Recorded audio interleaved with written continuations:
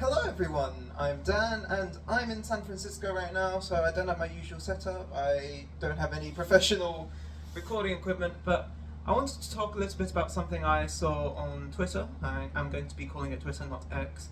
There's another video going around from More Perfect Union. I just want to talk a little bit about the way that Roblox's ecosystem actually works. The important thing you need to understand about the way that Roblox's economy works is that a lot of it is done in Robux for historical reasons, basically. Robux was one of Roblox's first currencies back in 2006, that sort of time period, and it's kind of just been co-opted to do a whole bunch of stuff on the platform. It's not something that was really intentionally designed in any way, shape, or form, and it causes everyone a lot of headaches. But primarily, lots of things are facilitated through the transaction of Robux on the platform. It's basically a store of value in that respect. So you have some people who buy Robux from Roblox directly, so they'll buy some amount for some fixed amount of US dollars, or they'll get like a Roblox premium subscription which gives you a monthly stipend. However, how most people get Robux in terms of like the developer community, which brings us to the first way in which Roblox will cream off some of that money, which is marketplace fees. Roblox has a 30% marketplace fee which is taken on all Robux transactions in order to drain money out of the economy. Which, this is an important thing because money can't just stick around in the economy forever, otherwise we'd end up with inflationary pressure, which would be bad, and so that's what the marketplace fee is designed to prevent. Roblox takes 30% of all this. It basically means that instead of the value of Robux just going off to the moon, it means that it's relatively stable, so people don't have to keep on jacking up their prices of all of their developer products. It does also drain money out of the economy, which means that you have to buy more Robux, or you have to get more stipends from your Roblox premium subscriptions and stuff like that. Basically, it's a sink for the economy. So you generally get this flow of people who buy Robux. Are usually it'll be like, parents, or it'll be like, kids with like Roblox premium or something like that. And that all just flows throughout the entire community, facilitated by like player-to-player transactions with this 30% marketplace fee on every single one of those transactions. Historically, this is the part that's worked quite well. They haven't really had to touch the marketplace fees for a long time. It used to be higher, it's actually gotten lower over time, so it's become more generous. But generally, the value of Robux has been pretty stable. You can still find lots of things for quite cheap. However, the real problems of this really come on the developer side when it comes to cashing back out again. So this is where we have to start talking about DevX, the developer exchange. DevX is basically a mechanism by which you can take Robux which is in your account, specifically Robux which you have earned from other players, not any Robux that you bought or any Robux from any monthly stipends or anything like that. And you can take that Robux which you've earned from other players and turn it back into USD, turn it back into fiat. First things first, there are age restrictions on this, and this is something that I don't think many people talk about, but if you are too young, you will not be able to use DevX. This is mostly for older audiences. If you're younger, maybe you can get your parents to do something about it, but generally you're supposed to be in the older demographic in order to use DevX. This puts like a lower bound on the age of people using the system, and it has like a minimum sort of maturity in order to interact with it. It also requires filling out certain tax forms and stuff. For me, because I come from the UK, I had to do a W8 Ben, and I imagine for US residents there's going to be some other tax documentation to make sure that the government knows that you're getting money from them. So all this basically means in order to interact with this system, you need to be mature enough to be able to navigate all of that framework, and all of this is quite clearly signaled ahead of time by Roblox themselves, so this is not like a transparency issue. But once that happens, there is a conversion rate from Robux to fiat specifically for DevX. It's about, I believe you can get 120 US dollars for 30,000. If that's wrong, I will correct it in the comments. And what will happen is when you put in a DevX request for however much money you want to take out of your account, they'll look over it, make sure that all the money has been properly obtained via the correct methods, and then they'll wire it to your bank account. If you're attentive, something you'll notice is that the difference between the buying rate and the selling rate of Roblox is actually somewhat significant. This is what covers Roblox's server costs, ongoing maintenance, paying employees, that sort of thing. Roblox does not actually take a large share of this as profit. In fact, Roblox have been notoriously operating at a loss for a while. I generally don't have a problem with this discrepancy between the buying rate and the selling rate as someone who's been on Roblox for over 15 years now. It's mostly been representative of the actual costs involved as far as I'm concerned, because Roblox have a lot of, servers, maintenance, databases, lots of infrastructure that needs to be paid for, especially for something as live as Roblox, where you can publish changes to games in minutes and you can do all sorts of operations in real time, which you would never be able to do with something more offline like Unity, Unreal. So I think the comparisons that people make between Roblox and places like Steam or Epic are kind of a bit hollow, because Steam and Epic don't offer live services the same way that Roblox does. They offer basically downloads, they're app stores, whereas Roblox is much more of a cloud platform than it is an app store. Really, the problems that come up with DevX are more related to what happens when you're using other parts of Roblox where the cost of services is different. For example, if you're creating UGC packages for the avatar marketplace, or if you're making plugins and developer tools, that sort of thing, that's where the costs really don't start to justify themselves. I made videos about this many years ago. They're unlisted now because they weren't up to my modern standards, but I was basically the person who initiated all of the plugin marketplace drama by pointing out that no, we're not getting compensated fairly for what is basically file hosting. We're not using all of these more expensive live services in the process, and so we shouldn't be being charged for them. But generally, outside of those edge cases, these sorts of secondary markets that Roblox has, which aren't properly being served by the system, I don't generally have a problem with the rate at which people are paid. I think that perhaps Roblox does go a little hard on the marketing material about, you can be successful, you can be an entrepreneur. But if we're going to be criticizing Roblox for simply advertising that people can get successful with them, then we need to be casting a much broader net. Because Roblox is far from the only company that's doing this. I mean, hell, have you seen all the courses and shit for Unity? How they promise to make you a successful game developer, how they promise to get you into high places, and how they almost never deliver on any of those things? That's a separate problem. This is something that's broader than Roblox itself, and if we are to address that, we should be addressing it fairly for everyone. I would agree with the criticism, but I wouldn't agree with limiting it to Roblox, and I wouldn't think it's unique, nor would I think it's something that Roblox is somehow evil for doing. On another note, I hear that some people have problems with Roblox's advertising systems, how they say that they're basically sinks of money. And to be honest, I would agree. I have basically never used Roblox's advertising systems because advertisements aren't really an effective way of marketing games on Roblox, and they never really have been. There's this perception that in order to be successful on Roblox, you need to sink a ton of money into things, and that's really not the case. The key to success on Roblox is basically just luck. It's just have the right YouTuber play your game by chance. That's really all there is to it. I mean, obviously, there needs to be a good product there in the first place. You need to work hard in order to build a game that is worth playing, but beyond that, it really is just luck. And again, this is not unique to Roblox. This is something that happens all over. If you make a really cool game in Unity and you publish it on Steam's marketplace, there is no guarantee of success there either. In fact, it's very, very rare, and lots of indie game studios fail. This is a reality of the games industry, and it's a reality of capitalism. There is not enough space for everyone to succeed. Everything is luck.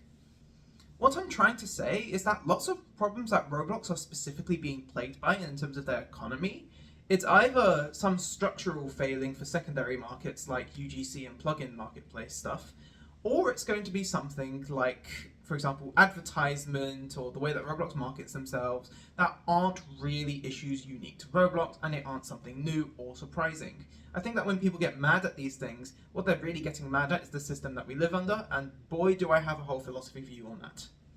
But assuming you want to keep capitalism, there is really nothing Roblox is doing here that is surprising nor that evil. What I am going to talk about next, however, is the topic of child safety, because this is something else that often gets brought up in the context of Roblox. For example, kids getting taken off-site from Roblox to Discord in order to get groomed, getting abducted, pedophilia issues, all these other sorts of things. These do happen, and I think that people who deny the fact these happen are just trying to bootlick, so... But what I will say is that context is important here. Firstly, the important piece of context here is that lots of this stuff happens off-site.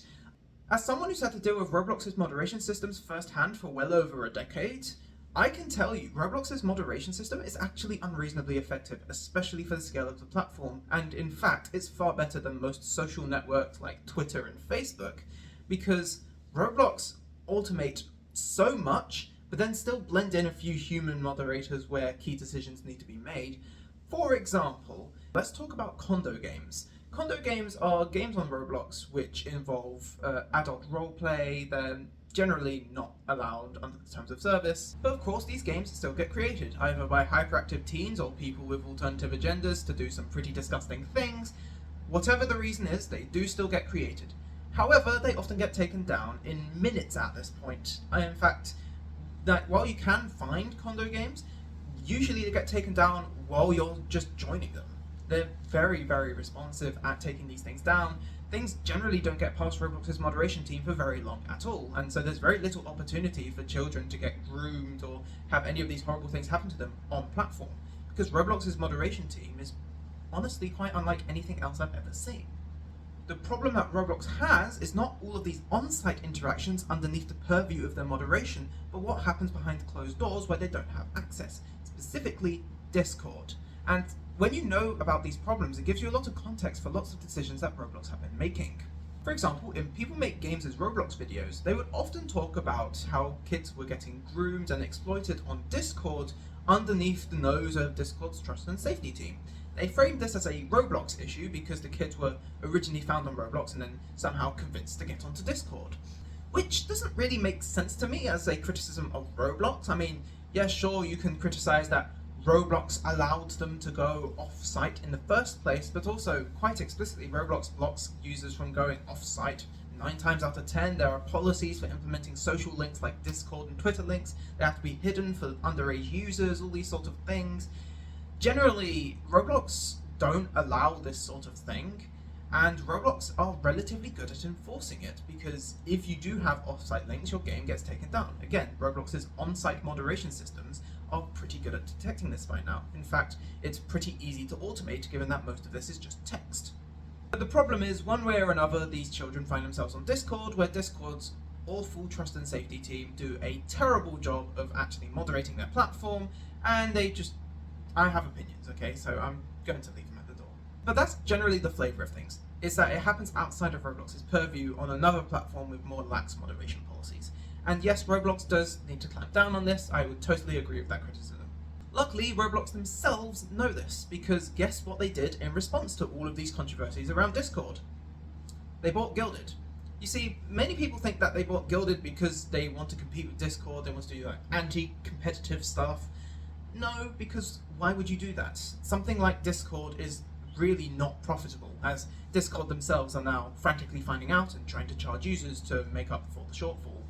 Instead, the reason why Roblox did this is because they wanted a messaging platform that was under their moderation purview, so that they could put a cap on all of these PR nightmares.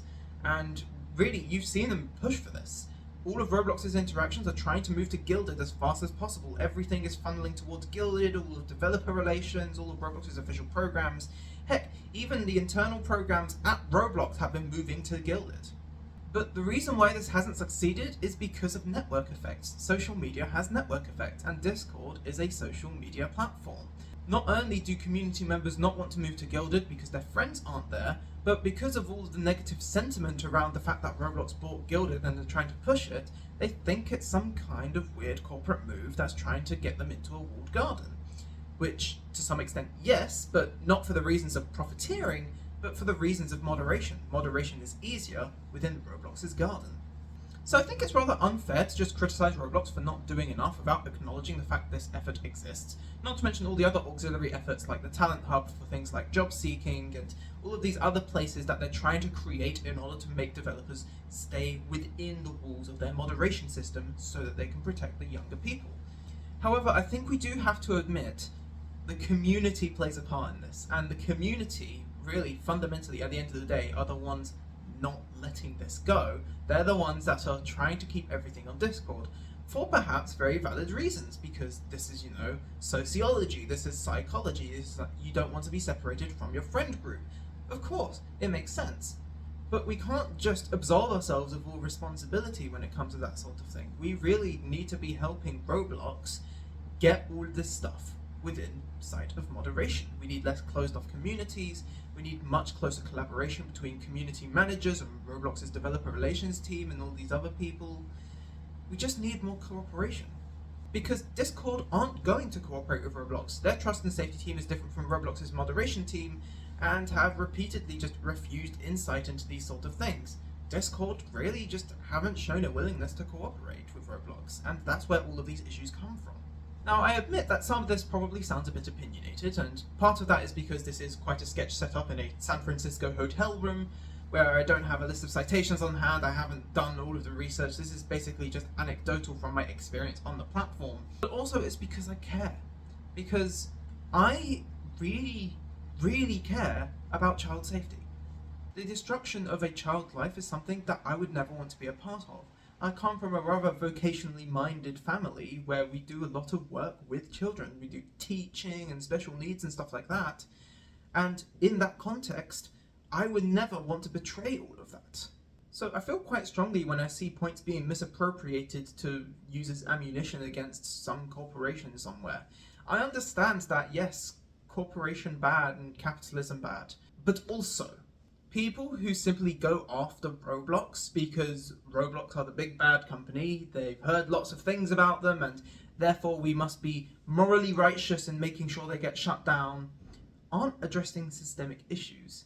I mean, yes, you can get rid of Roblox, but all you're doing is you're creating a void for another company to come into the same space and do the same thing, but even worse with even less oversight because you did nothing to address the system that allowed these things to happen. If you really, really care about the issues at the heart of Roblox's current PR nightmares, what you should be talking about are systems, not corporations. You should be talking about solutions and not blame. Instead of talking about how Roblox is allowing kids to get groomed or whatever the latest sensational headline is, we should be talking about getting all of these different closed-off platforms to have moderation teams working with each other with accountability to make sure they're actually doing their jobs properly, rather than just pawning things off to community managers who don't even have enough information to stop this stuff in the first place. Cough cough Discord. If we really truly care about people getting reimbursed correctly for their work, then instead of pointing fingers at exchange rates and how Roblox is somehow evil and profiteering off of people, maybe we should instead be campaigning for transparency in these systems. And even if we have systems like Robux where we have intermediary currencies, we should be able to have transparency throughout the entire pipeline. We should be able to see where money is going and how the costs we are transparently paying are being put towards services. And where there is a discrepancy, it must be clear to point out and easy to remedy. There should be systems for this. And fundamentally, at the end of the day, the one thing we need to remember is that corporations do the maximum possible in their best interest as permitted by the law. And so, if corporations are doing things that you don't like, they are not necessarily in the wrong legally, and that's the problem. And so, if you're going to criticize Roblox for doing the most allowed under law, why not change the law? Why not regulate? Why not use the powers that have been bestowed to you by the people who came before you, the people who fought for your right to vote? Why not use that in order to make sure that not just Roblox, but every single company that comes after them are being held accountable to modern day standards that we expect? I say this because somehow people have the irreconcilable view that regulation isn't needed for this, and yet companies are doing things that should be regulated. What? Anyway, I'm getting a bit rambly, and I have other things to get on with today, so I'm going to wrap things up here. I might want to talk about this a bit more when I get back, I might not, we'll see how it goes. But I just wanted to make this video because I saw some stuff going around, and as someone with the experience, with the knowledge, with all of the connections to people who actually have to deal with this stuff day to day, all the community managers, moderators, and other helpers, I just had to say some things. Though, admittedly, I do understand this does look a little bit like white tech bro mansplaining, but seriously, I am just trying to set the record straight. I've been Dan, and I'll see you guys around. Have fun.